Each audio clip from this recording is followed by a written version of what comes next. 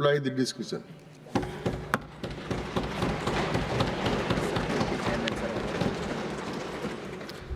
माननीय सभापति महोदय, आज आपने इस पवित्र गृह में शिक्षा के ऊपर वोट ऑन अकाउंट के माध्यम पे एक सार्थक चर्चा पिछले 6 घंटे से आपने अनुमति दिया। इस सदन के अत्यंत सम्माननीय 29 माननीय सदस्यों ने अपने सुविचारित अभिमत को रखा। मैं सबसे पहले आपको तथा सभी माननीय सदस्यों को आभार प्रकट करता हूं कि उन्होंने आज इस वितर्क को, इस चर्चा को, वितर्क तो कहना उचित नहीं होगा, इस चर्चा को बहुत समृद्ध किया, बहुत उसकी गरिमा बढ़ाई। मैं सभी का व्यक्तिगत रूप में आभारी हूँ। उपाध्यक्ष महोदय, सबने स्वीकार कहा, सबने सुझाव दिया, सबने अपना अभिमत रखा। सभी पार्टी के लोगों ने एक डेमोक्रेसी में शिक्षा जैसे विषयों में ये अपेक्षा करना उचित भी नहीं है कि सभी का मत एक रूप हो जाएगा। विद्वानों की एक रूपता हो जाती तो मानव सभ्यता की रूप और कुछ होता, इससे और आपसे कौन ज़्यादा उसको समझे।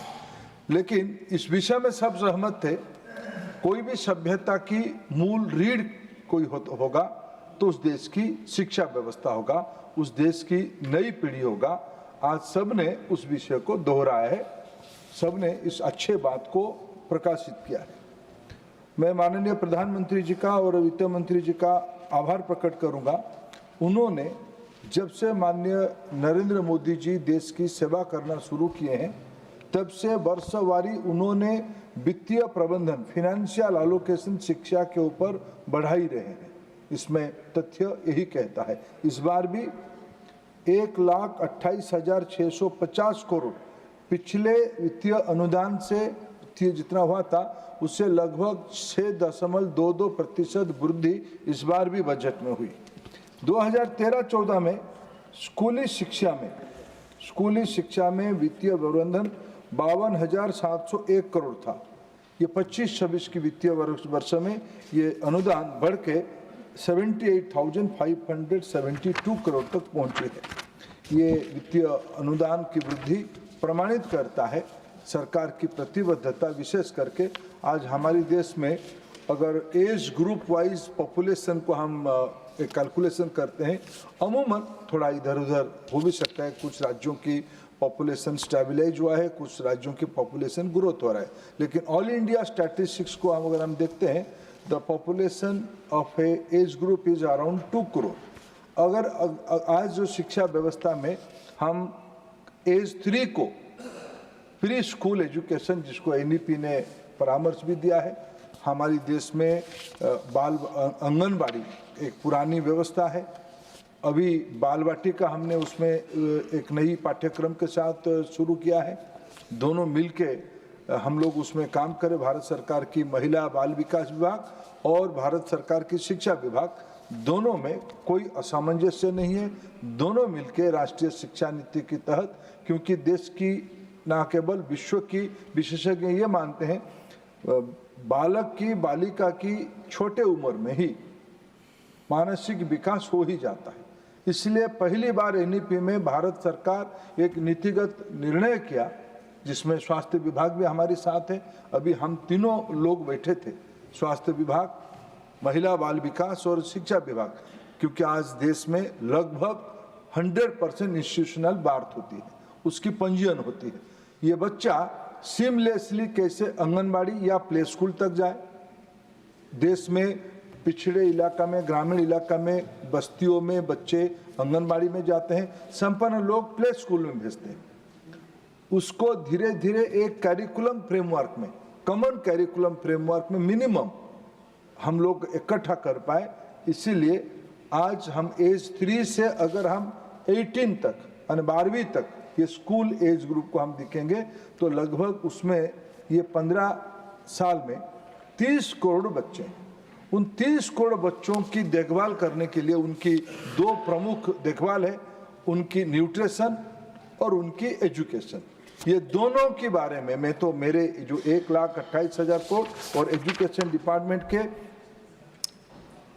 आपने जो मैंने जो 78,572 करोड़ तो एजुकेशन की दायित्व तो बताया, लेकिन उसके अलावा हेल्थ की और उसके अलावा WCD की खर्चे भी उसके ऊपर है। हम सब लोग आज प्रतिबद्ध है इस जो अर्ली एज की, जब से जो NEP में ये कहा है कि बच्चा 3 साल से 3, 4, 5 ये आंगनबाड़ी या बाल वाटिका, कई जगह पे हमारे देश में आंगनबाड़ी और बाल वाटिका को-लोकेटेड है। हमारी इस बार बजट में भी सक्षम आंगनबाड़ी की कल्पना की गई है, पोषण 2.0 की कल्पना की गई है, उसके लिए भी अलग वित्तीय प्रबंधन किया गया है। कोई रिपीटेशन नहीं है, दोनों की कैलोरी वैल्यू दोनों की सब लोगों को मिले, कोई भी किसी स्कीम से कवर हो। आज डिजिटल की दुनिया में हमारे पास पिन पॉइंटेड अकाउंटिंग की व्यवस्था है, सब लोग आभा की आईडी से रजिस्ट्रेशन होते हैं, बाद में स्टूडेंट आईडी आपार में वो कन्वर्ट होती है, आभा आपार मिला के जो आधार एनेबल्ड है, ये सब की आज पंजीयन किया जाता है। उन सभी की देखभाल सभी लोग इंस्टीट्यूशन में आए, डिलीवरी से लेके प्री स्कूल एजुकेशन तक इंस्टीट्यूशन में आए और एज 6 से आगे ये फॉर्मल स्कूल में आए, क्लास 1 में आए, ये आज सरकार की व्यवस्था है। उनके लिए नई शिक्षा नीति में हमने जोर दिया है, प्ले बेस्ड एजुकेशन हो, सॉन्ग बेस्ड एजुकेशन हो, local story, local dance, local drama आधारित एजुकेशन हो, जितना स्थानीयता आ पाए भाषा में और कथा कहानी में, यह सरकार की रणनीति की हिस्सा है। इसमें WCD और एजुकेशन डिपार्टमेंट दोनों मिलकर काम कर रहे हैं। अध्यक्ष जी, मेरे को कई सारे विषय को मैं चुंबक में ऐसे शिक्षा एक विषय है जिस तन्मयता के साथ, जिस इंटेंसिटी के साथ, जिस इमोशनल अटैचमेंट के साथ सबने कहा, मैं विनम्रता से कोशिश करूंगा सभी की कुछ विषय को जो उनके मन में जिज्ञासा है, जो कुछ शंका है, उसको उत्तर देने के लिए। लेकिन मैं प्रारंभ में सरकार की नीति के बारे में थोड़ा आपके सामने, आपके माध्यम से इस सदन में रखना चाहूँगा। मैं 3 उपक्रम को, शिक्षा विभाग की इस बार वित्तीय एलोकेशन की 3 उपक्रम को आपके सामने एक फेज में उल्लेख करना चाहूँगा। वो क्या है? अभी कईयों ने कहा कि भाई सरकारी स्कूल को क्या करते हो, प्राइवेट स्कूल ज्यादा बढ़ेंगे क्या? कम से कम मोदी जी की सरकार की ऐसे मंशा नहीं है। इसीलिए मैं कि अगर उदाहरण दूं, एक ही स्ट्रोक में इस बार बजट में निर्णय हुआ है, देश में जितने सेकेंडरी स्कूल्स हैं, सभी सेकेंडरी स्कूल में ब्रॉडबैंड की इंटरनेट कनेक्टिविटी लगाया जाएगा। इसके लिए भारत नेट को काम दे दिया गया है, भारत नेट उसके काम शुरू कर दिया। हमारे देश में कभी अध्यक्ष जी पहले शिक्षा की प्रायोरिटी था एक डिग्री लेना, एक नौकरी के अन्वेषण में, नौकरी की तलाश में अपने जितना मिनिमम ज्ञान को इकट्ठा करना। लेकिन आज एक जिस स्टेज में हमारी देश पहुंची है और हमारी देश की नौजवानों की जो मेधा है, पहले भी था, लेकिन पहले हमारे देश में priority bread butter minimum amenities की थी, लेकिन आज एस्पिरेशन नई ऊंचाई तक पहुंच रही है। उस समय में देश में और देश एक बड़े गांव की हिस्सा हो चुका है। हम आज एक बड़े गांव में, एक यूनिवर्स में रहते हैं, जो छोटी गांव है, उस छोटी गांव में भारत एक इलाका है। उसमें हमारी नॉलेज लेवल को ना केवल भारत के लिए बनाना, विश्व के कल्याण के लिए बनाना, हमें विश्व गुरु नहीं बनना है, हमें विश्व बंधु बनना है। ये आज हमारी सरकार की फिलोसफी है। इसलिए माननीय प्रधानमंत्री जी कहते हैं हम विश्व बंधु के दायित्व लेने वाले। इसलिए हम लोगों ने जब G20 के प्लेटफॉर्म पे विश्व की संपूर्ण देशों का एकजुट हुआ, जुटान हुआ, उस समय में हम लोगों ने ये नहीं भूला कि हमारी दायित्व ग्लोबल साउथ के नाम पे विश्व के गरीब देशों के प्रति भी है। जब विश्व की G20 के अवसर पे ग्लोबल साउथ की कॉन्क्लेव हुआ, उस समय में एजेंडा सब क्या था? एजेंडा था उन देशों में शिक्षा कैसे होगी, उन देशों की बेस्ट प्रैक्टिसेस क्या है, भारत उनमें क्या मदद कर सकती है, हेल्थ में क्या हो सकता है, रिसोर्स जनरेशन में क्या हो सकता है। भारत गरीबी से आज ऊपर बढ़ के पिछले 10 साल में 30 करोड़ लोगों को गरीबी से उठा के ऊपर लेके आया है। ये अनुभव आज भारत एक बंधु के नाते, गुरु के नाते नहीं, कभी जमाने में लगाए गए हो गए शब्दावली, आज प्रधानमंत्री नरेंद्र मोदी जी की शब्द है हम विश्व बंधु बनना चाहता है। इसलिए हमारी देश के बच्चों को एक वैज्ञानिक दृष्टिकोण देना है। हमने पिछले 7 साल में अटल इनोवेशन मिशन के माध्यम पे 10,000 अटल टिंकरिंग लैब की, अभी हर एक स्कूल में टिंकरिंग एक लैबोरेटरी होती है, लेकिन हमने उसकी स्तर बढ़ाई है। Please, no. John Bitas, Please, no interruption, Mr. John. No interruption, please. I need your protection, sir. John Bitas, you are a good friend of mine. At least I listen to you very aptly. Please bear the democracy at least. You are a knowledgeable person. Please bear the democracy at least. And you are a very person from Shankaracharya's place. Please bear that. आज इस सरकार ने 50,000 अटल tinkering lab एक ही stroke में निर्णय किया, आने वाले 5 साल में हम करने वाले हर एक टिंकरिंग लैब की आज की स्पेंडिंग शायद आने वाले दिनों में और भी बढ़ सकता है। आने वाले दिनों में एक टिंकरिंग लैब पे 20 लाख रुपया की स्पेंडिंग होगी। 10,000 है और 50,000 नया अटल टिंकरिंग लैब प्रोरोटा में आबादी के हिसाब से दिया जाएगा और चैलेंज रूट पे दिया जाएगा। और हमारी कोशिश रहेगी हर एक प्रमुख स्थान पे एक हब एंड स्पोक मॉडल पे एक साइंस लैब, एक इनोवेशन सेंटर, एक स्टार्टअप इकोसिस्टम की कल्चर बन पाए, ये अटल टिंकरिंग लैब की प्रमुख उद्देश्य है। ये इस बजट की इस बार का प्रमुख योजना फ्यूज के लिए नहीं, योजना सभी के लिए है। हमने इस बार देखिए इस एनईपी का एक प्रमुख रिकमेंडेशन है, माननीय दिग्विजय सिंह जी ने सही कहा, इसमें कुछ वैचारिक दृष्टिकोण है, एक पटुता है। Yes, I don't hide that also. हमारी एक दृष्टिकोण है भारत की सभ्यता को कैसे देखना। इस देश की जनता ने हमें स्वीकृति दिया है, हम उस सारे मुद्दे को लेकर जनता के पास गए थे, एक बार नहीं 3 बार गए हैं।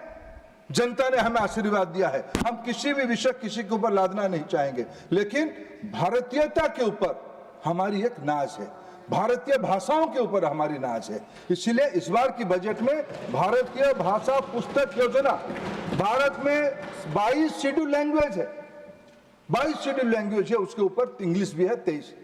भारत की 22 शेड्यूल लैंग्वेज में कम से कम 1,000 पाठ्य पुस्तक, 1,000 पाठ्य पुस्तक 22 भाषाओं में। शायद तमिलनाडु की मैथमेटिक्स की पुस्तक आसाम के विद्यार्थियों को काम आएगा, शायद पंजाब की लिटरेचर की कोई विषय शायद उड़ीसा में इंस्पायर करेगा, शायद उड़ीसा की कोई पाठ्य पुस्तक गुजरात को इंस्पायर करेगा। इसलिए आज भारत की जो रत्न भंडार अनेक भाषाओं में छुपी हुई है, ये सारे को उजागर करने के लिए इस सरकार की प्रायोरिटी है। हमने भारतीय भाषा पुस्तक योजना आज लागू करने का दायित्व लिया है, इस बजट ने उसके बारे में उल्लेख किया है। उपाध्यक्ष जी, उच्च शिक्षा में आज 13-14 में कितना स्पेंडिंग होती थी? उच्च शिक्षा में 13-14 में 26,750 करोड़ रुपया स्पेंडिंग होती थी। इस बार बजट में हमने वित्तीय प्रबंधन किया है 50,077.95 करोड़। यह हमारी विनम्रता के साथ ये सूचित में करना चाहूंगा इसकी तरफ। आज हम विश्व की उच्च शिक्षा को वैश्विक करना पड़ेगा। मैंने जैसे कहा, माननीय प्रधानमंत्री मानते हैं कि सर्टिफिकेट, डिग्री, इसकी अपनी एक महत्व है, लेकिन कॉम्पिटेंसी, हुनर, कौशल्य, स्किल, उसकी अपने आप में बहुत महत्व है। आज हमारे देश में नौजवानों को, अभी की एग्जिस्टिंग वर्कफोर्स को ग्लोबल स्टैंडर्ड तक ले आने के लिए हमें इन्वेस्ट करना पड़ेगा, हमको प्राथमिकता देना पड़ेगी हमारी इमर्जिंग टेक्नोलॉजी पे। हमारी जो नया जो लैंडस्केप बन रहा है जॉब की, न्यू लैंडस्केप ऑफ जॉब के बारे में हमको ध्यान देना पड़ेगा। इसीलिए इसी बारे में तो पिछले बजट में माननीय प्रधानमंत्री जी ने जो हमें दायित्व दिया था, उसको मैं अगर याद करूं, AI in health care, AI in agriculture, AI in sustainable city, 1,000 crore रुपया खर्चा करके पिछले बजट में 3 सेंटर ऑफ एक्सीलेंस बनाने के दायित्व दिया गया था। इस बार AI फॉर एजुकेशन 500 करोड़ रुपया की एक दायित्व अनुदान इस बार सरकार ने। IITs की सीट बढ़ाई गई, प्रधानमंत्री रिसर्च फेलो PMRF 5 साल में 10,000 बच्चों को उच्चतर गवेषणा के लिए नेट यूजीसी के द्वारा चलने वाले नेट जेआरएफ की बियॉन्ड साइंस स्टूडेंट्स के लिए 10,000 नए स्कॉलरशिप की योजना बनाई गई। उसकी परिणाम आज सरकार की जो हम डाटा देखते हैं, ड्रॉप आउट रेट काफी मात्रा से घट रही है। प्राइमरी लेवल पे घट रही है, सेकेंडरी लेवल पे घट रही है। महिलाओं की शिक्षा में महिलाओं की पार्टिसिपेशन बढ़ रही है, प्राइमरी में बढ़ रहा है, सेकेंडरी में बढ़ रहा है। एससी, एसटी, ओबीसी तीनों वर्ग में आज एंट्री लेवल पे पार्टिसिपेशन बढ़ रहा है। अभी पीएम पोषण, पीएम श्री ऐसे फ्लैगशिप्स प्रोग्राम जो एनईपी को कॉम्प्लीमेंट करते हैं, सारे प्रोग्राम के बारे में कई विषय में चर्चा हुई। मैं थोड़ा एक दो विषय का क्लैरिफिकेशन भी देना चाहूँगा। शिक्षकों की नियुक्ति के बारे में चर्चा हुई। शिक्षकों की कैपेसिटी बढ़ाने के लिए मैं और स्पेसिफिक आगे थोड़ा कहूँगा, लेकिन अभी इसी स्टेज में कहूँगा, शिक्षकों की दक्षता बढ़ाने के लिए जो डाइट है जिला स्तर पे, सारे डाइट को धीरे धीरे सेंटर ऑफ एक्सीलेंस करके जो नए टीचर, सबने चिंता की, हमारे आदरणीय सुधा मूर्ति जी सबसे ज़्यादा उन्होंने चिंता किया कि हमारा शिक्षकों की दक्षता बढ़नी चाहिए। हमारे देश में उपाध्यक्ष जी आज 25 करोड़ स्कूली विद्यार्थी है, 4 करोड़ उच्च शिक्षा की विद्यार्थी है। 25 करोड़ जब मैं कहता हूँ उसमें एंट्री लेवल पे जीआर लगभग 100%, सेकेंडरी लेवल पे ये 80% है। हर सेकेंडरी लेवल में 11वीं 12वीं में ये संख्या घट के 75% होती है, यानी वो भी थोड़ा ड्रॉप आउट 25%, 20% है ऊपर की कक्षाओं में। हायर एजुकेशन में इट इज अराउंड 27-28% है। इसको और भी आगे बढ़ाना है। यह सब करने के लिए शिक्षकों की कैपेसिटी बढ़नी पड़ेगी, इसमें कोई दो राय नहीं। सबने बहुत महत्वपूर्ण सुझाव भी दिया है, उसको हम लोग निश्चित रूप में ध्यान रखेंगे। मैं एक ही प्रमाण देना चाहूँगा कि डाइट को मजबूत करने के लिए समग्र शिक्षा के अंतर्गत, सबने कहा कि समग्र शिक्षा में ये नहीं था, वो नहीं था, ये क्यों आया? नहीं था, लेकिन जब ये सबने ध्यान दिया कि भाई शिक्षकों की कैपेसिटी बढ़नी चाहिए, हमने मिड कोर्स एक स्टेप लिया कि हमें प्रायोरिटी करना पड़ेगा टीचर्स कैपेसिटी बिल्डिंग को। एनईपी ने ही कहा है, इसलिए हमने हर एक डाइट को मजबूत करने के लिए टेलर मेड, जो डाइट की जो आवश्यकता है, कोई यूनिफॉर्म स्कीम नहीं है। सबने कहा कि भाई आप थोपो मत, नहीं, हमने राज्यों को परामर्श किया, राज्यों उस पर्टिकुलर डाइट को कहा आपको एक स्केल बनाओ, आपको क्या चाहिए, उस हिसाब से भारत सरकार टेलर मेड डाइट बनाने के लिए हम अपना मदद बढ़ा रहे हैं। उपाध्यक्ष जी, आज जो एक विषय एनईपी में कहा गया है भाषा के बारे में, आज मैं कहूँ भारत एक बहुभाषी देश है। इसकी राज्य और उसकी यूनियन टेरिटोरीज में और उसकी जो कल्चरल ग्रुप एरिया है, क्लस्टर है, उसमें अनेकों भाषा कहा जाता है। आज अभी तक एनसीईआरटी ने देश की बच्चों में, हमारे उड़ीसा के सांसद बीसी साहब ने कहा आदिवासी भाषाओं के बारे में, मैं इसको स्वीकार करता हूं। आज एनसीईआरटी 104 भाषा में, सभी राज्यों की 104 भाषा में प्राइमर बनाया है, द्विभाषी बनाया है, इसीलिए कि बच्चों की पढ़ने में समझने में सुविधा हो। आज लिटरेसी की संख्या बढ़ रही है। कई विषय एक सैद्धांतिक बात कहा जाता है कि भाई क्यों हम बहुत भाषा पढ़ेंगे, ये सबकी मत हो सकता है। पिछले दिनों में संविधान सभा में भी इसके ऊपर चर्चा हुई थी।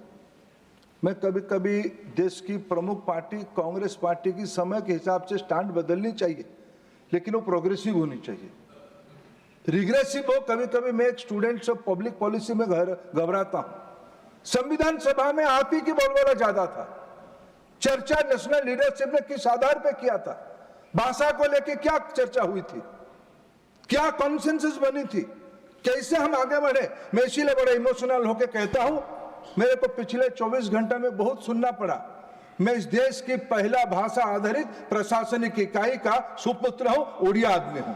उड़ीसा 1936 में, उपाध्यक्ष जी हम आप ही से आए। 1936 में 1911 में हम पहले बंगाल प्रेसिडेंट साहब और हम अलग हुए। फिर 1936 में आप हमको छोटे भाई करके हमको मान्यता दिया। मैं पहला भाषा आधारित राज्य का व्यक्ति हूं, इसलिए भाषा के अपने आप में महत्व है।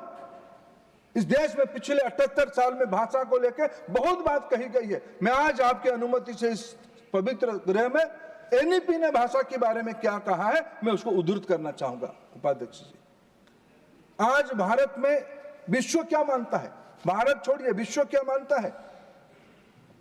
जब कोई सदस्य, वरिष्ठ सदस्य कहेंगे आप, मैं खड़गे जी का अनुमति लेके उनका नाम लेना चाहूंगा। खड़गे जी जैसे सीनियर व्यक्ति जब यहाँ चर्चा में दिग्विजय सिंह बोल रहे थे, थोड़ा उठ के गए कि आप भारत के कुछ इलाका को अलग करना चाहते हो भाषा के नाम। ऐसा नहीं है मान्य खड़गे जी, ऐसा नहीं है। आप जिस इलाका से आते हो वहां बहुभाषी है, वहां कन्नड़ है। मैं गुलबर्गा जानता हूं, हैदराबाद कर्नाटक की वो पुराना हिस्सा है, वहां हिंदी भी चालू, हिंदी भी, उर्दू आधारित हिंदी भी समझा जाता है। मैं वहां गया हूं, वहां इंग्लिश तो है ही, वहां स्थानीय एक दो लैंग्वेज भी है, तेलुगु भी है। क्या हम इस विविधता को अस्वीकार कर दें? आज विश्व क्या कह रहा है? इस बार 2024 को the impact of multilingualism on global education के बारे में चर्चा हो रही है। 2023 में multilingualism and job market in EU, ये चर्चा हो रही है। हम कहां फंसे हैं? क्या कोई अधिकारवाद, किसी के अधिकार हनने के लिए, किसी को आहत करने के लिए भाषा को उपयोग करेंगे? कम से कम नरेंद्र मोदी जी की सरकार ये पाप न कभी किया है, न आने वाले दिनों में करेगा। हमारे दृष्टिकोण अलग है, ये विचारधारा का विषय है। हम वसुधैव कुटुंबकम में विश्वास करने वाले लोग हैं, दुनिया के मानव को एक परिवार की दायित्वदारी मानने वाले हैं। हमको ये बात मत पढ़ाइए, हम विभेद करने वाले लोग नहीं है। आज ये शिक्षा हमको उपलब्ध कराती है। आज शिक्षा की एनरोलमेंट बढ़ी है। आज ग्रॉस एनरोलमेंट रेशियो में पिछले दशकों में सबसे ज्यादा बढ़ोतरी हुई है। आज देश के अंदर कुछ चुनौतियां हैं। देश की नौजवानों की एस्पिरेशन आसमान छू रही है। उस समय में उनकी डिग्री की महत्व, उनकी क्षमता और कॉम्पिटेंसी की उपयुक्त समायोजन, यह सरकार के सामने चुनौती है। इसीलिए एजुकेशन और स्किल डेवलपमेंट, ये कोई अलग दुनिया सरकार ने नहीं मानी है। इसको एक रूप होकर एक रोड मैप बनाने के लिए, 21वीं सदी की मानव संबल बनाने के लिए हम लोगों ने आज चिंता किया है। मैं अगर रिसर्च के बारे में कई चर्चा सारे किया गया है, रिसर्च की पैसा घटाया दिया गया है, रिसर्च के बारे में कई प्रकार की तथ्य और कई प्रकार की जानकारी यहाँ बताया गया है। मैं अगर उपाध्यक्ष जी, मैं 2-3 तथ्य आपके सामने कहूँगा। 2015 में क्या स्थिति थी और 2022 में क्या स्थिति हुआ। 2015 में इस देश में रिसर्च पब्लिकेशन 1,45,000 होते थे। आज 2022 में रिसर्च पब्लिकेशन की संख्या 2,73,000 है। यह हमारी उपलब्धि है।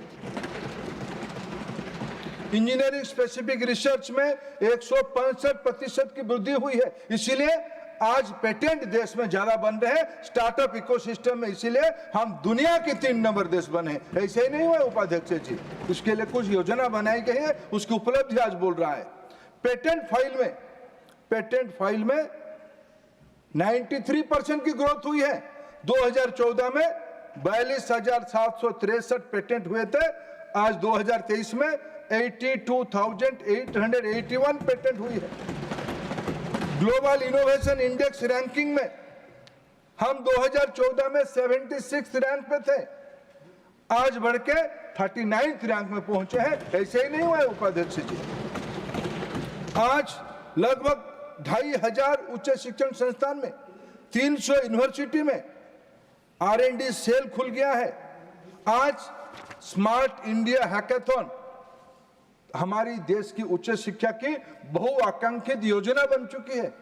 देश की जो इनोवेटर है, विशेष करके उपाध्यक्ष जी, मैं महाराष्ट्र की पुणे में एक इंजीनियरिंग कॉलेज है, महाराष्ट्र सरकार की एक मर्यादा संपन्न कॉलेज है।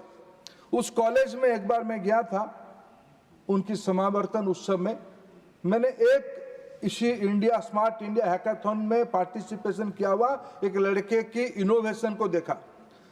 उपाध्यक्ष, जो लड़के को इंग्लिश कहना नहीं आता है, हिंदी भी ठीक से नहीं बोल पाता है, बोलता है मराठी। सर, इनोवेशन क्या किया है? इनोवेशन किया है मनुष्य के शरीर में जो लेजर वेल्डिंग कैसे होगा, मनुष्य के शरीर के अंदर लेजर से कैसे जुड़ा होगा, उसकी एक टेक्नोलॉजी उन्होंने निकाला। उसको स्वास्थ्य विभाग ने मान्यता दिया है। इस लड़के को पूछा तुम्हारी व्यवसाय कितना हो गया है, उसकी 1.5 करोड़ रुपया की बिजनेस 2 साल पहले हो चुकी थी, आज और भी बढ़ चुका होगा। ये आज नया भारत हम बना रहे हैं। यह भाषा की कोई मोनोपोली के कारण नहीं हो रहा है। इनोवेशन तब हो पाएगा अगर एक व्यक्ति जिस भाषा में बचपन से सीखा है, समझा है, उसी भाषा को लेकर आगे बढ़ेगा, तब जाके इनोवेशन हो कर पाएगा। ये एनईपी की उपलब्धि है। आज अनुसंधान नेशनल रिसर्च फाउंडेशन, ये एनईपी की एक प्रमुख रिकमेंडेशन था, उसकी कमेटी बन गई है। 50,000 करोड़ रुपया की इसके लिए वित्तीय प्रबंधन की एक दीर्घकालीन योजना बनाई गई है। आज वन नेशन वन सब्सक्रिप्शन, एक ज्ञान की पहले एक लाइब्रेरी एक महंगा सब्सक्रिप्शन लेता था। भारत सरकार अपने पैसा खर्चा करके सारे लाइब्रेरियों को इकट्ठा करके एक सब्सक्रिप्शन लेने के लिए, लोग मजाक उड़ा कि भाई आप एक करना चाहते हो, भाई एक करने में अगर देश की सामान्य गरीब विद्यार्थियों को अच्छा मटेरियल उपलब्ध होगा तो आपको क्यों दिक्कत होनी चाहिए, आप उसको स्वागत करना चाहिए। आज जैसे रिसर्च इकोसिस्टम, स्टार्टअप इकोसिस्टम के बारे में मैंने उल्लेख किया, हमारी देश में आज इसकी नई पंचम लहरा रही है। आज हमारी इन दिनों में उपाध्यक्ष जी, हमारी सरकार ने, एक ही उदाहरण अगर मैं दूं, स्पेस की नीति परिवर्तन किया। पहले स्पेस में सरकार की मोनोपोली होती थी। सरकार ने तय किया कि हमारे नौजवानों के लिए उसको समर्पित करे। लो ऑर्बिट सैटेलाइट हमारे जवान बना सकता है, नौजवान बना सकता है। सर, मैं खुद देख के आऊं चेन्नई की रिसर्च पार्क में, मद्रास आईआईटी में, वहां की तमिलनाडु की ग्रामीण युवक जो आईआईटी में पढ़ा नहीं है, उन्होंने अपने ही टेक्नोलॉजी में स्पेस में जाने वाला लो ऑर्बिट की सैटेलाइट बना के उड़ा भी दिया है। यह आज संभव हो रहा है उच्च शिक्षा संस्थान की योजना के कारण। उपाध्यक्ष महोदय, आज कहा जाता है, मेरे बहन आदरणीय प्रियंका जी ने, मैं खाने को चीज तो कहूंगा, प्रियंका जी ने कहा कि भाई 25 लाख लोग बाहर जाते, उसमें 70% जाते हैं। ऐसे नहीं जाते हैं प्रियंका जी। आज हमारे देश में लगभग जो इमिग्रेशन डिपार्टमेंट से या एमईए से जो तथ्य हम लोगों के सामने है, इसकी वैरी करता है, इधर उधर के लगभग ये 15 लाख के अंदर है। 2-3 देशों की डेस्टिनेशन ये 15 लाख के अंदर है। लेकिन हमारी कोशिश है कि हमारी देश की, हम ये PMRF 10,000 क्यों देते हैं, हमारी देश के विद्यार्थियों में ताकत है, उनको यहीं पढ़ा के इसी के इंस्टीट्यूशन को और मजबूत करके, इसीलिए हमने आईआईटी को महत्व दिया, एनआईटी को महत्व दिया। हमने अनुसंधान नेशनल रिसर्च फाउंडेशन में हमारी संस्थाओं की कैपेसिटी बढ़ाए, इसके बारे में हमने दायित्व लिया है। आज जैसे मैंने कहा शुरू में, स्किल डेवलपमेंट आज एक प्रायोरिटी की विषय है। इसके कारण आज हमारी देश में, मैं अगर एक मानक आपके सामने बताऊं, क्यूएस रैंकिंग में 2014 में, क्यूएस एक विश्व की one of the measuring instrument है, मेजरिंग एजेंसी है, क्वालिटी मेजरिंग इंस्टीट्यूशन है। उन्होंने कहा कि 46 इंस्टीट्यूशन, अभी 2014 में 10 थे, 2014 में 10 थे और 24 में ये 46 हुआ है। ये हमारी सरकार की उपलब्धि है। हमारी पीएचडी एनरोलमेंट में 2014-15 में 1,70,000 विद्यार्थी होते थे, आज ये बढ़ के 2,33,000 हुए हैं। जैसे मैंने पेटेंट के बारे में कहा, पेटेंट में भारत पहले 2013 में 8th पोजीशन में था। वर्ल्ड इंटेलेक्चुअल प्रॉपर्टी ऑर्गेनाइजेशन के तथ्यों में बता रहा हूं, आज भारत 6th स्थान पे पहुंचा है। स्टार्टअप इकोसिस्टम पे हम तीसरे स्थान पे पहुंचे हैं। उससे महत्वपूर्ण एक तथ्य मैं आपके सामने रखना चाहूंगा उपाध्यक्ष महोदय, एक अंतर्राष्ट्रीय साइंस इनोवेशन ट्रैकिंग एजेंसी है आस्पी, ऑस्ट्रेलियन स्ट्रैटेजिक पॉलिसी इंस्टीट्यूट। उन्होंने 2003 से 7 भारत की एक असेसमेंट किया था, वो लंबे समय की ट्रैकिंग करते हैं। उसमें विश्व की जो पहला 5 टेक्नोलॉजी था, उसमें केवल भारत 4 टेक्नोलॉजी में किसी एक पोजीशन में थे। आज उसमें 64 क्रिटिकल एरिया में टेक्नोलॉजी में काम का उन्होंने ट्रैकिंग किया। दुनिया में किसी भी देश में क्या क्या टेक्नोलॉजी की काम हो रहा है, 46 क्रिटिकल एरिया में, उसमें भारत आज 45 स्थान पे, पहला 5 में, नहीं तो 2 में। ये क्षेत्र क्या है, मैं अगर उस क्षेत्र को कुछ बताऊंगा, ये सारे में advance material manufacturing, advance information and communication technology, biotechnology, gene technology and vaccines and energy environment, ये आज हमारी साइंटिफिक उपलब्धि का स्थिति में आपके सामने उल्लेख किया। उपाध्यक्ष महोदय, कई विषय कहा गया, कई तत्वों के बारे में चर्चा किया गया। अगर मैं आपके सामने कुछ विषयों को माननीय सदस्यों ने जो विषय सब उठाए, उसको अगर मैं सबसे पहले थोड़ा माननीय दिग्विजय सिंह जी ने कुछ तथ्य को रखा। दिग्विजय सिंह जी ने कहा कि भाई ये उसकी एक्सेसिबिलिटी क्या है। मैंने एक्सेसिबिलिटी के बारे में कुछ विषय उल्लेख किया। अभी अगर उसमें असर के बारे में आदरणीय प्रियंका जी ने भी उसको उल्लेख किया। ये दोनों को मैं जोड़ के एक उत्तर देना चाहूँगा। इस बार की असर की जो परफॉर्मेंस है, असर हर एक 2 साल में एक बार वो सर्वे करते हैं। ये एक न्यूट्रल बॉडी है, कभी कभी हमको भी थोड़ा निष्पक्ष दृष्टि से दिखते हैं। अभी इस बार की जो असर की रिपोर्ट है, उसको मैं आपके सामने उल्लेख करना चाहूँगा। रीडिंग और अरिथमेटिक से क्लास 2 की स्टैंडर्ड के क्वेश्चन को वो ऊपर की क्लास के बच्चों को पूछते हैं और उसमें लर्निंग आउटकम हिसाब करते हैं। ये पहले बहुत ही चिंताजनक अवस्था देश में था। आज स्टैंडर्ड 3 में 2018 में ये 20.9% आउटकम था उसकी, इतने बच्चे पढ़ पाते थे। 2022 में कोरोना के कारण ये घट गया। अभी मैं ये क्लास 3 की स्टैंडर्ड में बोल रहा हूँ, 3 की स्टैंडर्ड के बच्चे 2 की परीक्षा में कैसे करते हैं। अभी ये बढ़ के 23.4 हो गया। ये बढ़ा हुआ है, ये घटा हुआ ही नहीं, ये बढ़ा हुआ है। और क्लास 5 में ये पहले 18 में 44% 2 था, 22 में फिर कोरोना के कारण घट गया, ये 38.5 हो गया। अभी इस बार बढ़ के ये 44.8 हो गया, लगभग 45% हो गया। ऐसे ही गणित में भी परफॉर्मेंस ऊपर आया है, बढ़ने की ओर आई है। इस बार पिछले बार 26% से इस बार बढ़ के लगभग 34% तक आया है क्लास 3 में। क्लास 4 में ये पिछले बार की 30.7 से बढ़ के 25.6 से बढ़ के 30.7 आई है। गवर्नमेंट स्कूल्स की और प्राइवेट स्कूल्स की तुलना में पिछले दिनों में सरकारी स्कूल के प्रति रुझान बढ़ी है।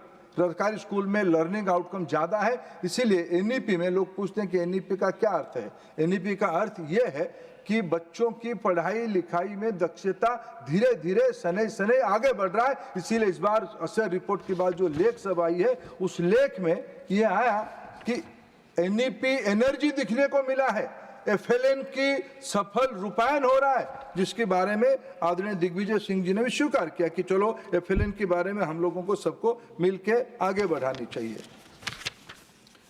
एक विषय आपने कहा कि सांप्रदायिकता की बू आती है अभी की एनसीईआरटी के अप्रोच में। ऐसा मैं बड़े जिम्मेवारी के साथ कहूँ, उन्होंने एक घटना बताया कि गांधी हत्या में आपने कुछ विषय को डिलीट किया।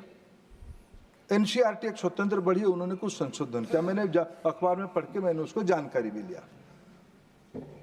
2005 में जिस टोली ने उसको लिखा था, उसका उद्देश्य क्या था?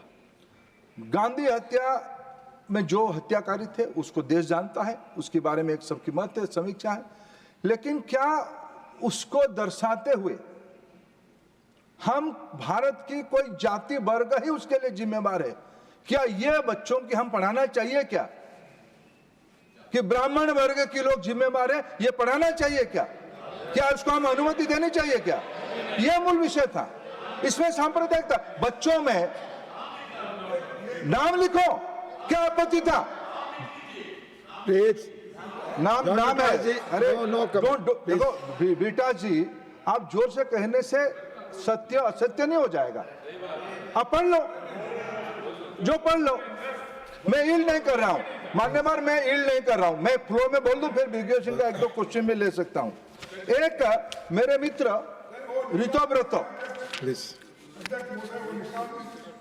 वो ऋतव्रत, विल सी ऋतव्रत मेरे मित्र, विल सी खड़गे जी, मैं कह रहा हूं देखेंगे। आप बैठ जाए, मैंने कहा एग्जामिन करेंगे। भाई आप ही ने किया, नहीं खड़े हो जाते, आप ही ने किया, प्लीज आप ही ने किया, खड़गे जी प्लीज सी, आप ही ने किया, आप ही ने किया। बोले उपाध्यक्ष महोदय, मेरे मित्र ऋतव्रत जी ने, उसकी डिलेमा को मैं समझ सकता हूं। वो लेफ्ट से एकदम राइट आया है, उसकी अच्छा दिख रहा है अभी, लेकिन उधर तो थोड़ा जो दिख रहा था, अभी मैं उसको कॉम्प्लीमेंट दिया, looking more handsome, keep it up, बढ़े जाओ आगे। लेकिन उन्होंने कहा कि कभी कभी वो पुराना हेलोसिनेशन रहता है, क्या करें? माय डियर फ्रेंड ऋतव्रत, आपने कहा कि एनसीईआरटी ने भारत की कुछ जन आंदोलन को मिटा दिया। हाँ, मिटाया हमने। क्या हम इस देश में बंदूक उठाने वाले, देश के प्रजातंत्र को नहीं मानने वाले नक्सलवाद को हम जन आंदोलन कहेंगे? नहीं कहेंगे, इसलिए हटाया। किशन जी कौन थे? जिस पार्टी में आप पहुंचे हो, उस पार्टी ने किशन जी को क्या किया? ये नहीं चलेगा। ये चीजों को सिलेक्टिवली आप कह दोगे, ये नहीं चलेगा। तर्क होना है तो पूरा तर्क होगा। इस देश को अधिकार भी है सारा विषय को समझने के लिए। Please Rita, I like to answer that also. let him speak. Nothing has been omitted. Deputy Speaker sir, Deputy Chairman sir, nothing has been deleted from anything. During Corona period, some rationalization has been done by NCERT. What they have to do, they have done. They have corrected their mistakes. जो गलती हुई है उसको सुधारने में कोई गलत नहीं है, लेकिन गलत बातों को जस्टिफाई करने में चिंता बढ़ती है डेमोक्रेसी में। यह उचित नहीं होनी चाहिए। अभी मेरे मित्र प्रतापगढ़िया शायद है या नहीं है, अच्छा बोल के भाग जाते हैं, उनका तरीका ऐसा ही है। कहां से ले आए, कहां से तथ्य ले आए कि भाई शिक्षकों की प्रशिक्षण नहीं है। मैं पता नहीं प्रतापगढ़िया जी कवि भावुक की मैंने कौन सी कविता पढ़ ली है, किसकी कविता पढ़ ली है वो जाने, लेकिन मैं जो ऑथेंटिक डाटा है, यूडाइस, राज्य सरकारों ने जो तथ्य एक प्लेटफॉर्म पे डालते हैं वो नोन एज यूडाइस। यूडाइस में मैं प्राइमरी स्कूल की टीचरों की ट्रेंड कैपेसिटी 88.2% मेरे सामने है, अपर प्राइमरी की 89% ट्रेंड है, सेकेंडरी की 90.7% ट्रेंड है, हायर सेकेंडरी की 89% ट्रेंड है। ये ट्रेंड टीचरों की अभी की स्थिति है। हाँ, ये मैं सुधा मूर्ति जी से स्वीकार करता हूं, उन्होंने जो कहा 3 साल के अंदर कंटिन्यूअस ट्रेनिंग होनी चाहिए, मैं उसको स्वीकार करता हूं। इसीलिए तो डाइट को हमने मजबूत किया। डाइट में continuous upgradation, training, skilling, upskilling होते रहेगा, ये हमारी अभिमत है। उपाध्यक्ष महोदय आदरणीय दिग्विजय सिंह जी ने यह कहा कि भाई शिक्षकों की नियुक्ति ये कॉन्करेंट लिस्ट में है, अनेक राज्यों में अनेक सरकार है, अनेक राज्य सरकार इन दिनों में नियुक्ति भी कर रहे हैं, लेकिन मैं केवी और जेएनवी ये दो शिक्षकों, शिक्षा संस्थान के बारे में थोड़ा तथ्य रखना चाहूंगा। केवी में 4 से 14 10 साल 4 से 14 19,059 शिक्षक नियुक्ति हुए थे। 19,059 टीचर्स नियुक्ति हुए थे। हमारी 14 से 24 के अंदर 33,952 टीचर नियुक्त हुए। ये रिकॉर्ड है। ये बात ठीक है। अभी भी देखो, टीचर सर एज होते हैं, वैकेंसी होता है। हमारी सरकार घर नहीं बैठी है। नियुक्ति मेला के माध्यम से हर एक महीने में हमने नियुक्ति देना जारी रखा है। ये कंटिन्यूस प्रोसेस। लेकिन हमने 10 साल की अगर कंट्रास्ट आंकड़ा आपको दिखाए तो आपको थोड़ा अच्छा नहीं लगेगा कि आपने 19,000 किया तो हमने 33,000 किया। आपको स्वाभाविक अच्छा नहीं लगेगा। नवोदय विद्यालय में हमने 7,000 फ्रेश अपॉइंटमेंट इन दिनों में किया है। यह भी एक कंटिन्यूस प्रोसेस है उपाध्यक्ष महोदय। अभी टीचर की अपॉइंटमेंट, हायर एजुकेशन के टीचर के अपॉइंटमेंट के बारे में बहुत सारे चर्चा हुई। मैं एक ही तथ्य सिर्फ आपके सामने दूंगा। हायर एजुकेशन में in 2014 37% of 16,217 sanction post higher education में सेंट्रल यूनिवर्सिटीज में तब इतने सैंक्शन पोस्ट था। तब जो तथ्य कहता है ये 57% एससी, 63% एसटी, 60% ओबीसी पोस्ट खाली था। ये उनकी परफॉर्मेंस की ये गारंटी था। अभी हमारे मित्र मनोज झा जी वो अनुमति लेकर गए हैं। मनोज झा जी एक विषय कह के गए कि भाई नॉट फाउंड सुइटेबल। ये तो मेरे लिए प्राजुर्य नहीं उपाध्यक्ष जी, ये सही बात है। उनकी जो शंका है वो सही बात है। क्या होता था पहले उच्च शिक्षा के शिक्षकों की नियुक्ति में देश की संवैधानिक व्यवस्था को मान्यता नाम के लिए माना जाता था। इंटरव्यू होते थे, नॉट फाउंडेबल, फाउंड सुइटेबल कैटेगरी दिखाया जाता था। फिर उन संवैधानिक सुरक्षित वर्गों के अधिकार को हनन करते हुए उसको जनरल कैटेगरी में परिवर्तित किया गया। यह कब से प्रैक्टिस चला? आजादी के उपरांत एससी एसटी रिजर्वेशन चली, तब से चला। मंडल कमीशन के बाद 90s में से ओबीसी रिजर्वेशन हुई, तब से चला। मान्यवर ये नॉट फाउंड सुइटेबल की मंत्र तो आप ही ने जानता है, आप ही उसको चलाए। देश में पहली बार एक क्रांति माननीय प्रधानमंत्री नरेंद्र मोदी लाए। तथ्य मैं आपके सामने दिखा रहा हूं। 2019 में सेंट्रल एजुकेशनल इंस्टीट्यूशन रिजर्वेशन इन टीचर्स कैडर एक्ट लाया गया। पहली बार आजादी के इतने साल के बाद 2019 में मोदी जी प्रधानमंत्री होने के बाद कई एमपीओ ने उनको बात किए, सभी अधिकार हमारा छीना जाता है। एससी एसटी एमपी मिले, ओबीसी एमपी मिले। पहली बार भारत की संसद ने लोकसभा राज्यसभा में कानून बनाया गया, नॉट फाउंड सुइटेबल इज एबोलिश्ड। यह नहीं चलेगा, खाली है तो खाली और भरना पड़ेगा। किसी ने कहा भाई आपने पहले असिस्टेंट प्रोफेसर में पीएचडी रखते तो उसको उठा दिया, हमने उठाया। ये हमारे समय का निर्णय है कि भाई अच्छा बच्चा घर की प्रेशर में नौकरी में जाएगा या पीएचडी के नाम पे 4 साल 5 साल बिता के नौकरी आएगा, इसलिए अपेक्षा करेगा। इसलिए विशेष करके जो नॉट फाउंड सुइटेबल की जो षड्यंत्र को हमने ढूंढा, एक्ट तो बन गया, फिर भी टीचर क्यों नहीं मिल रहे हैं? क्योंकि जो उनकी योग्यता की कैपेसिटी में इतना विषय क्लिष्ट किया गया है, ये नहीं मिलता है। इसमें तो खरगे जी भी सपोर्ट करेगा इसको, ये तो तथ्य है, सबको सपोर्ट करना है। 2019 में तो इस हाउस में हुई थी। आपको तो मौका, आप पीढ़ी दर पीढ़ी लंबे समय तक राज्यों में देश में शासन के दायित्व में रहे। आप तो बहुत सारे घड़ियाली आंसू बहाने में आज भी दक्षता आपके पास है, आपने क्यों नहीं किया? और हम करें तो आप कहोगे कि भाई इसे विचारधारा आपकी अलग है। हमारा विचारधारा गरीब कल्याण है, हमारी विचारधारा एससी एसटी की उत्थान है। उपाध्यक्ष महोदय, अभी फिर मेरे मित्र ऋतव्रत और मेरे बहन नूर जी ने बंगाल के बारे में उल्लेख किया। बंगाल के बारे में मैं कितना कहूं, कितना मर्यादित कहूं, अमर्यादित क्यों भी कहूं, ये तो बात तथ्य है।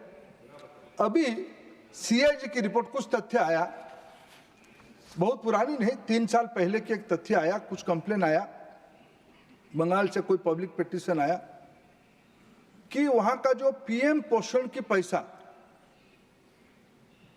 सारी बैंक, भारत सरकार की कोई पैसा जाता है तो कोई निर्दिष्ट बैंक अकाउंट में रहता है, उस बैंक अकाउंट आ गया बाहर।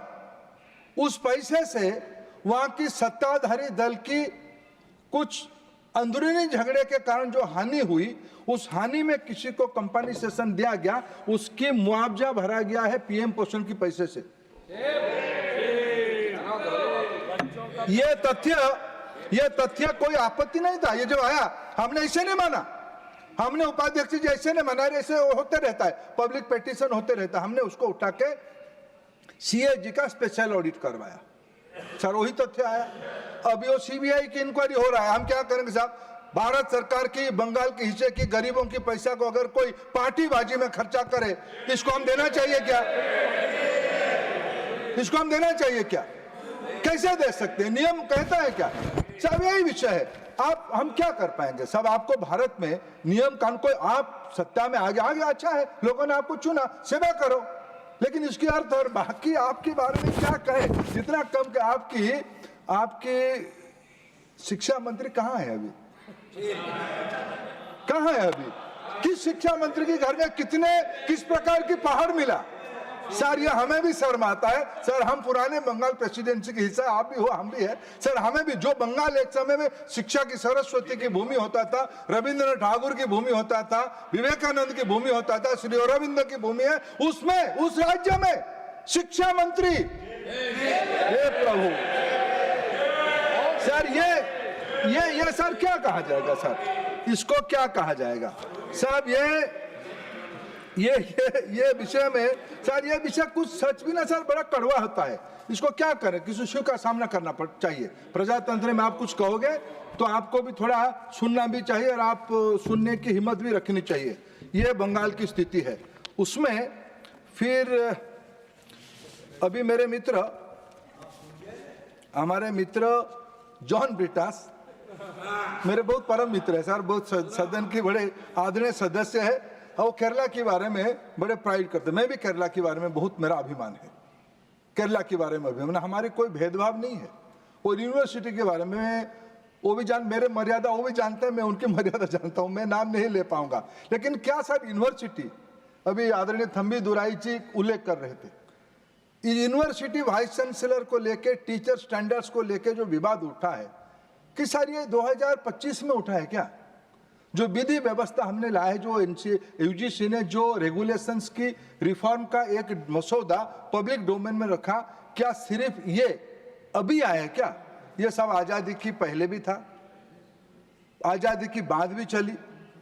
2010 में भी आप ही के समय, जिसको कोट कर रहे थे थम्बी दुराई जी, आदरणीय थम्बी दुराई जी ने राइटली याद दिलाया कि किसकी सरकार तब थी, उस समय में भूमिका किसकी, कौन बनाई, उसकी थोड़ा इंक्रीमेंटल सुधार इस बार किया गया, वो प्रस्ताव के लिए रखा गया है। आप सुझाव दोगे उसको, हो सकता है तो कुछ और सबको मिल बैठ के आगे कर भी लेंगे।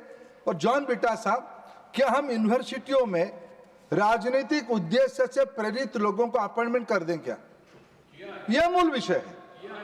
अरे मैं, भाई साहब आप बड़े आदमी हो, मैं तो उड़िया आदमी हूँ सर, हमारे वहाँ कहावत है, मैं उड़िया में कह देता हूँ, बीसी बाबू आपको हिंदी में समझा देंगे। बड़े आदमी को उत्तर नहीं, आसमान को कोई सीढ़ी नहीं है। मेरे दिग्विजय सिंह मेरे अत्यंत श्रद्धा सर, हम बचपन से उनके नाम पढ़ के आ रहे, देश के बड़े नेता हैं, मैं उनको क्या कहूँ? साहब ऐसे मत कहो सर, मैं अगर कच्चा चिट्ठा खुला जाएगा, मैं इसलिए कहा ना, मैंने जॉन ब्रिटास को पहले में अनुमति ले लिया था। सुडाई, मैंने उसको नाम कहूँ, डोंट डू दैट, मैं उसको नहीं कह रहा हूँ, मैं नहीं कह रहा हूं, उनकी मर्यादा को रखते हुए मैं नहीं कह रहा हूं। लेकिन my understanding of Kerala is what is the commitment of this government on Kerala? Sir अभी there is a institution, there is a national book trust, is a very prestigious publication house of government of India education ministry.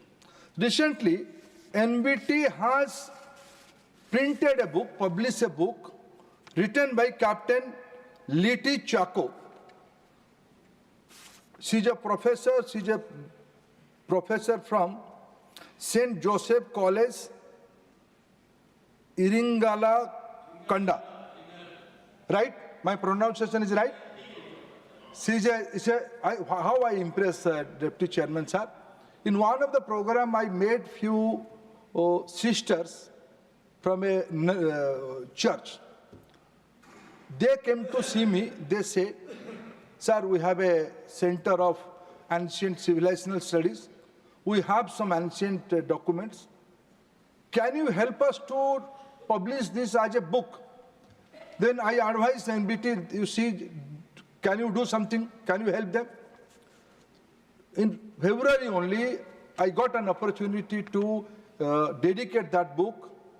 That book is on whom? Published by a Christian organization of Kerala and written by Captain Liti Chako, might be a Christian lady. I don't mind that also. What was the topic? Topic they have selected. I have not selected. I have not suggested. What is the topic? Life and contribution of Samagra Madhava. Who is Madhava? Madhava is a mathematician of 14th century of Kerala. The research work the Pandulipi has developed and scientifically preserved by a Christian body. This is my understanding of minority institution. This is not an issue of appeasement. This is of my understanding of Kerala. We never discriminate anybody. We are open to everybody.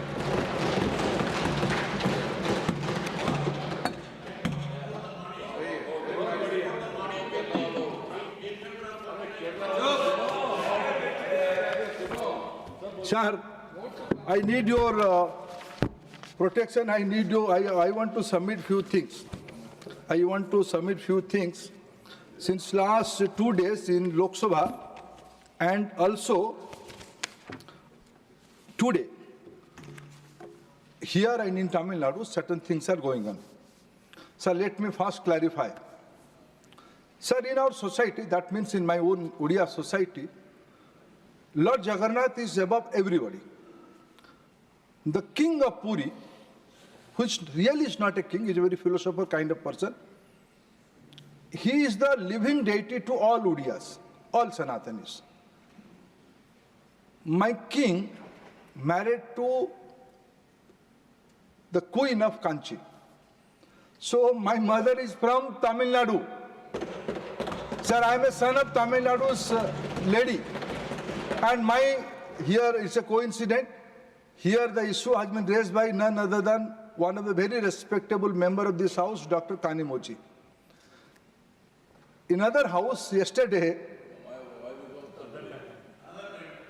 another Kanimoji is very respectable, very personally, both of them are my sisters. Again, I am a Udiya, I am a believer of Lord Jagannath. In my civilization, my society, mother and sisters are above everything. If I hurt anybody in any of my words, again I beg apology, but I will beg apology 100 times. No prestige issue from my side. But you have to face the truth. You have to face the truth. इसलिए मैं कभी कभी घबराता हूं. मैंने जो कहा कि कांग्रेस पार्टी को हो क्या गया है. 68 में हम कहां थे? Where are we? Where are we? Who was appointed Kothari Commission? What was the recommendation of Kothari Commission? Dr. Kanimoji was quoting, yes, we have accepted certain things. Let me read out a letter by Chief Secretary of Tamil Nadu. Let me read out. The date 15 March 24 only. We have never stopped anybody's fund, sir. We have never stopped anybody's fund. I can show you the allocation, what we have given to Tamil Nadu. I can show you later on. In 15th March, and exactly a year ago, in those days, there are 15 days left for the closure of the financial year. Negotiation, I have written 5 letters from my side to Honorable Chief Minister of Tamil Nadu. There are, I was counting, there are 13 communication by Government of India to their counterparts at my level, to Honorable Chief Minister, to Honorable Education Minister, to the respective department heads, to the Chief Secretary. On one of the reply, the Chief Secretary of Tamil Nadu on 15th March 24, just a year ago, what he has written. Subject, establishing PM3 schools in Tamil Nadu. The state of Tamil Nadu has always been committed to provide enhanced quality education in its students by implementing many impactful initiatives in school education sector. I also appreciate. In one of my latest letter, how do I see Tamil Nadu? I agree. I agree with some of the argument put forth by Tamil Nadu. What is Tamil Nadu? I don't have any confusion. At least this government has never in confusion to portray what is Tamil Nadu. Sir, ये सरकार तमिलनाडु में काशी तमिल संगमम के आयोजन करने वाला visionary leader Shri Narendra Modi है। तमिल स्वराष्ट्र संगमम आयोजन करने वाला विजनरी लीडर श्री नरेंद्र मोदी है।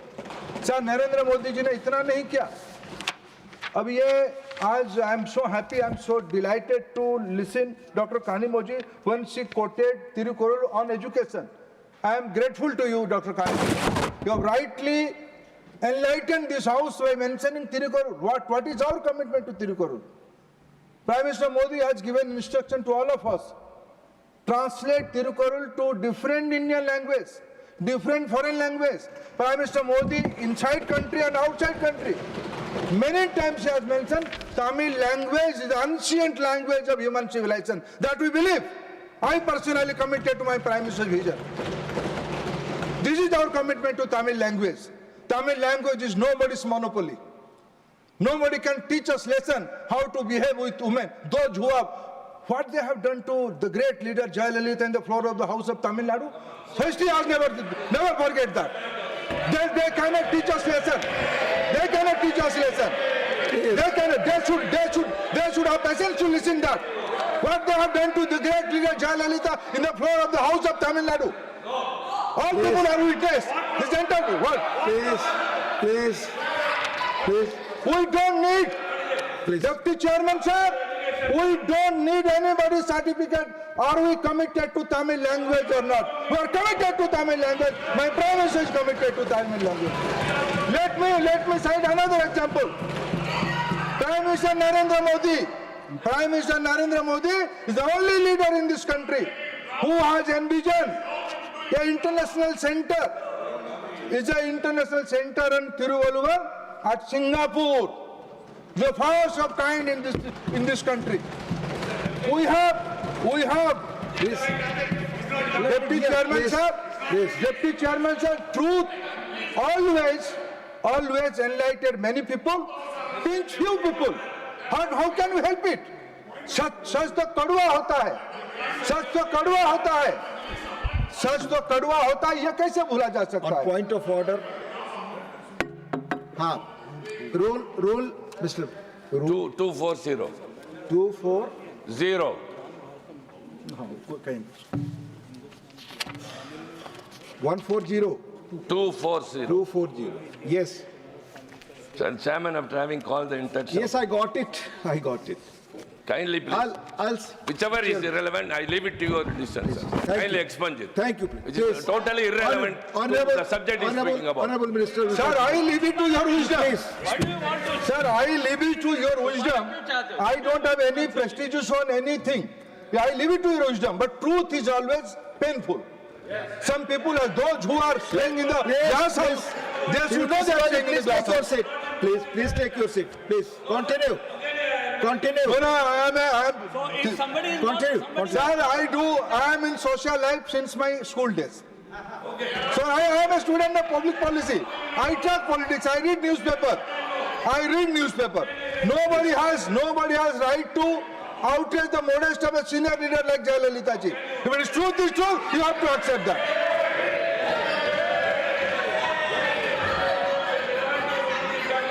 John Bitas, you are from Kerala. Bishik. Please take your seat. John Bitas. Please take. You have already Sir, how do I, in one of my letter to Honorable Chief Minister Tamil Nadu, when I again and again I appealed, you should join NEP, you should join PM3 on the 21st February of this year 25. How do I portray Tamil Nadu? What is my feeling? What is my understanding of Tamil Nadu?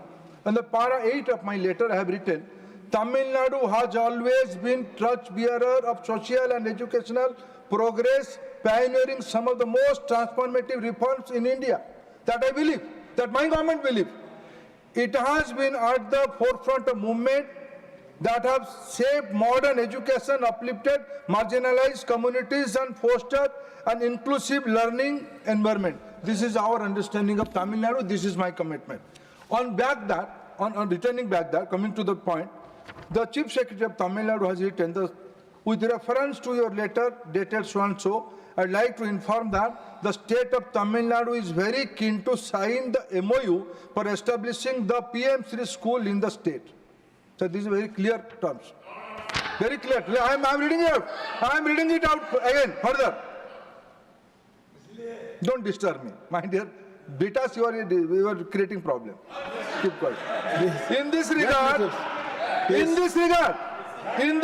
a state-level committee headed by School Education Secretary has constituted. Based on the recommendation of the committee, the MOU for establishing pre-MC school will be signed by the state before beginning of the next academic year 24-25. In a way, sir, we have Minister of Education. Election were there in those days. Minister of Education has well publicized that this information in the public domain. Sir, when I say, what's your problem? What's your agitation? What's your 63 three-language formula is something different. If I quote, what is there in NEP 2020? What is the interpretation of mother tongue? Everybody appreciated. Somebody said, you have not consulted us during, it was never discussed in the parliament. In those days, Corona was there. Deputy Chairman, sir, I think Dr. Kasturi Ranganji is above everybody, above all political colors. He is an integrated person. He is a Gangotri. When I saw him, I said, sir, you are the Gangotri of civilization. You are the epic center of the knowledge of this country. What he had done, उन्होंने शायद संविधान सभा के उपरांत सभी के साथ, सभी वर्गों के साथ, सभी राजनीतिक पार्टी, सभी सामाजिक वर्ग, सभी राज्य, सभी से चर्चा करके एक व्यापक परामर्श के आधार पे, एक कंसल्टेटिव मैकेनिज्म के आधार पे एनईपी 2020 बनाया. What was their recommendation? ये कहा गया कि जिस भाषा में बालक बालिका जिस भाषा को सुनता है वो पहले बोलता है, उसी भाषा में अगर वो पढ़ता है और लिखता है तब उसकी क्रिटिकल थिंकिंग बढ़ेगी, उसकी इनोवेशन कैपेसिटी बढ़ेगी, इसकी रूटेडनेस बढ़ेगी. इसीलिए it should be learning level 1, reading level 1 R1. इसको लैंग्वेज पहला कहा गया. सर, दूसरे लैंग्वेज के बारे में परिभाषित करते हुए, language used as medium of instruction and which literacy is first attained, preferably the familiar language of the students. It should be the language most familiar to the students, often mother tongue or home language. Yes sir, R1, ये पहला language. 2, R2, any other language including English. Any other language including English. Any other third language, R3, any other language that is not R1 or R2. Sir, nowhere it is Hindi or Sanskrit. With utmost responsibility in the floor of the house, I can inform this country, in NEP, none of the language has been imposed on anybody. This is an open thing. And those who are saying, I respect that sentiment. Personally, I respect the cultural sensitivity of every part of the country. It has to be respected. But things has been changed. When we're talking about, just Sudha Murthy ji was speaking, after her speech, she came to bless me. I asked her, Amma, how many languages you know? She said, by birth she is a Kannada. By profession she learned English. By practice she learned Sanskrit, Hindi, also Odia, also Marathi, also Telugu. What is wrong in that? Who is imposing on Sudha Murthy ji, you must learn this language? Nobody is imposing anything on anyone. This is a democratic society. And order of the time is you have to be multilingualism. I want to, Please, please. sir, please, let him speak. Please. Honorable Minister will speak. Please. sir, let me, the great, one of the leaders, senior leader of our country, the Chief Minister of Andhra Pradesh, Sri Chandrababu Naidu ji. What is his view on this language? Why restrict to just 3 languages? We are talking about 2 languages, 3 languages. He is saying, Mr. Babu is a very futuristic and progressive person. His statement, why restrict to just 3 languages? We will promote as many as languages as possible. In Andhra, we have a plan to promote over 10 languages, including global language as part of the academic programs. Sir ये आने वाले दिनों में दुनिया की संभावनाओं को चंद्रबाबू जी कहते हैं मैं 5 विदेशी भाषा को पढ़ाऊंगा। कोई राज्य को मना नहीं, कोई राज्य। आज हमारी विश्व की व्यवसाय, हमारे व्यवसाय वैश्विक स्तर पे हो गया है। सर टेक्नोलॉजी में पारंगम रखने वाला जर्मन इंग्लिश नहीं आता है उसको, जापान को इंग्लिश नहीं आता है, चाइना को मैंड्रिन आता है, सर इजराइल को हिब्रू आता है। अगर मेरे देश की नौजवान विश्व की 5 भाषा सीखे, मेरे राज्य की, मेरे देश की 5 भाषा सीखे, उसमें मैं बाध्य क्यों किसको करूंगा? मेरे कोई आपत्ति नहीं होनी चाहिए। फिर भी उसके बाद मैं किसी की कल्चरल सेंसिटिविटी को ध्यान देता हूं, क्योंकि ये मैं डीएमके के मित्रों की वेदना को समझ सकता हूं। उनको उन दिनों में जिन्होंने ठगा, अभी भी पीड़ा उनको ध्यान में आ रहा है। उनको लग रहा है कि अभी भी ये 3 लैंग्वेज फार्मूला है। ये 3 लैंग्वेज फार्मूला है, विश्व की आवश्यकता को दिखते हुए हम लोगों ने बनाई है। यह कंसल्टेंसी से होगा हुआ है, आने वाले दिनों में भी चर्चा के आधारित पे होगा, कोई किसी के ऊपर थोप नहीं सकता है। लेकिन अध्यक्ष जी, मैं कुछ तत्व और भी आपके सामने रखना चाहूंगा। जो लोग, those who are putting this argument, we will have only 2 languages. What is happening in that state? I will give 3 examples. In Tamil Nadu, if you go by last 6 years statistics, let me put some few bare facts. In 1819, the total Tamil medium students in government school of Tamil Nadu, an aided school of Tamil Nadu, was 65.87 lakhs. And English medium students were 55.18 lakhs. That means 54% Tamil language, 45% English language. 2 languages, okay, accepted. In 23-24, what is the scenario? 46.82 lakhs Tamil language.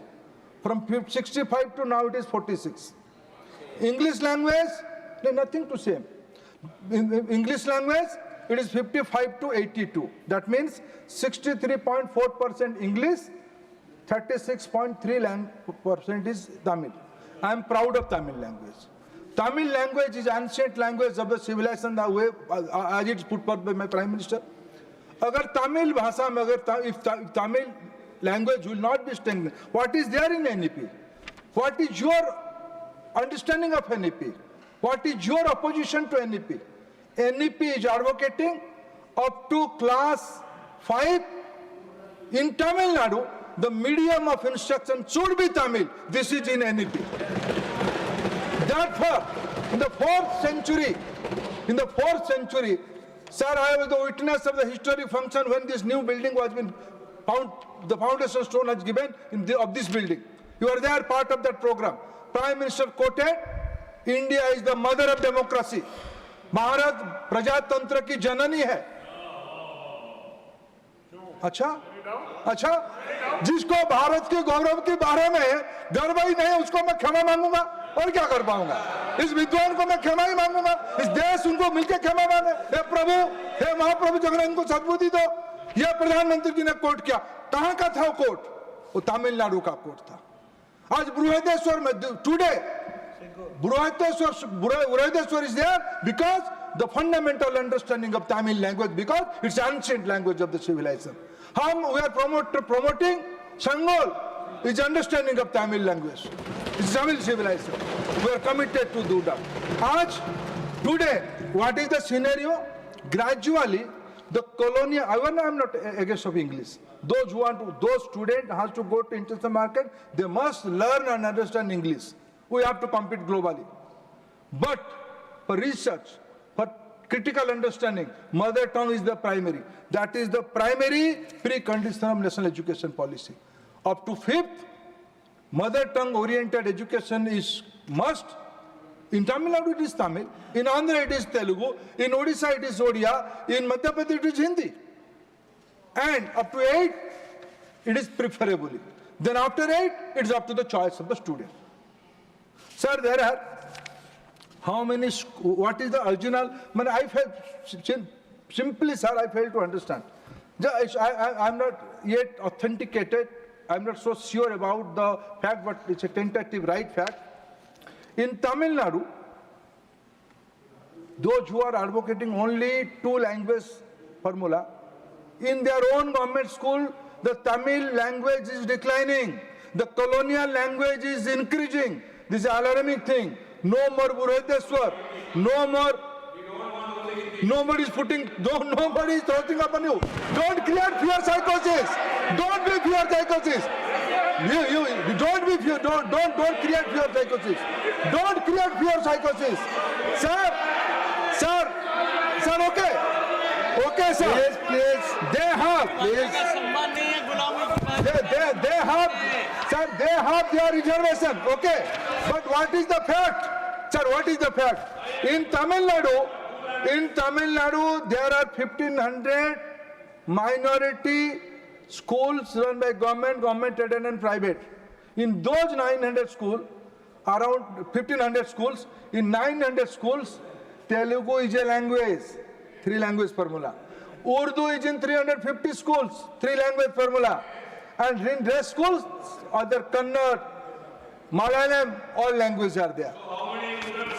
Please, let him. Don't go on record. Please. Sir, in Tamil Nadu, there is a much appreciation. Sir, I met a girl. Sir, Please. At Kharagpur Research Park. She's a young girl from Transport Nagar of Tamil Nadu, that lorry point, Namakkal. I met a young promising girl, young scientist from Namakkal. Is a daughter of a small shopkeeper. She is doing research in biotechnology department in Kharagpur IIT. What she is researching? She is researching about vegan meat. She wants to be an entrepreneur. She was good at Hindi. Out of my curiosity, I asked her, Beta, you are a girl from Tamil Nadu. How do you so good at Hindi? Sir, she told me, by design, by conscious approach, I took Hindi because I want to be an entrepreneur. I want to create a business model for pan-India level. This is the new Tamil Nadu. This is the aspiration. There are 100, if I said, there are 1460 central CBSE affiliated schools in Tamil Nadu. 1460 CBSE affiliated schools. Out of that, Tamil is taught in 11 schools. English is taught in all 60 schools. Hindi is taught in 774 schools, given permission by Tamil Nadu government. This is the fact. This is the, you may be live in your own cell. You may be live your own cell, but this is the reality in Tamil Nadu today. This is the new aspiration. You can't stop any aspirational thing for the youngsters of the country. I don't have any intention to offend any individual. As I said, all the colleagues are my respected colleagues. But the fact, what does it mean by NEP? NEP is meant for mother tongue based education. मातृभाषा आधारित शिक्षा पहला शर्त है राष्ट्रीय शिक्षा नीति की. स्किल के बारे में चर्चा किया गया है. लोगों ने सुझाव दिया 9वीं 10वीं 11वीं 12वीं में स्किल करना चाहिए. राष्ट्रीय शिक्षा नीति नए टेक्स्ट बुक में क्लास 6 से स्टैंडर्ड 6 से स्किल ओरिएंटेशन बढ़ाने के लिए काम कर रहा है। Innovation, entrepreneurship, critical thinking, rootedness, these are the feature of new education policy. I appeal to Please. I appeal to my colleague, I appeal to my colleague from Tamil Nadu. Let You they already raised the. let they abuse You me. have raised. Please. Let they abuse me personally. वो मेरे को कितना भी गाली गुलाज करे, आज तमिलनाडु की आदरणीय मुख्यमंत्री जी ने You have already raised point of order. उपाध्यक्ष महोदय Madam, please. Today only Please. Sir, आज तमिलनाडु के मुख्यमंत्री महोदय ने कहा है कि शिक्षा मंत्री एनईपी की अर्थ पीएम Honorable की Teacher स्कूल की Shivaji, earth please do not go by Sanskrit rules. और I हिंदी will में also पढ़ाने की quote- शर्त रख रहे I हैं। also quote.